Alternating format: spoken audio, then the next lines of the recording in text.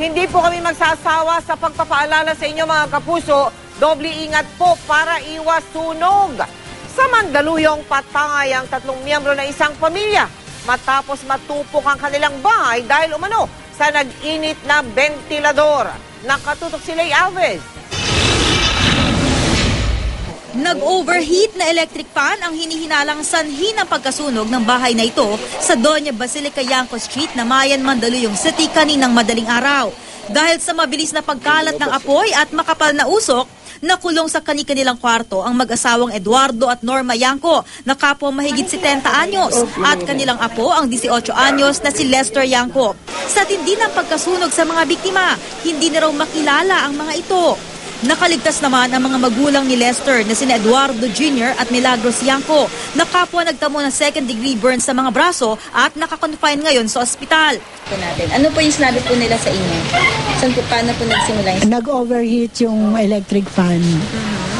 Opo, tapos po?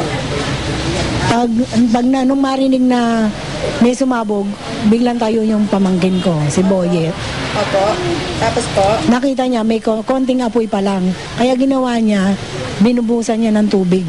Inuna raw ng mga nakaligtas na subukang apulahin ng apoy. Pero sa halip na maapula, mabilis itong gumapang sa kahoy na kisame at lapag papunta sa ibang kwarto.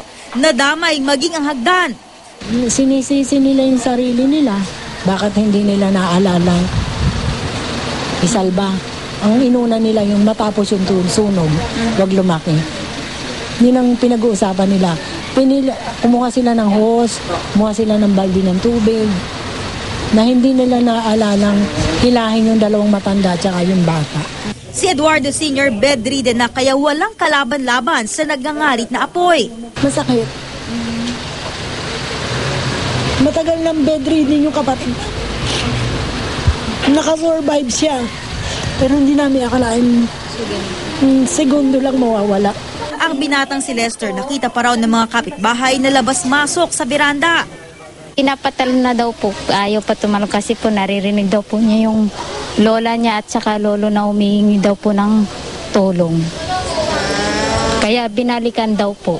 Bukod sa mga karaniwang paalala ng mga bumbero, dapat tiyaking nasa maayos na kondisyon ang electric appliances. Ang mga hindi raw ginagamit na appliance ay mainam na i-unplug.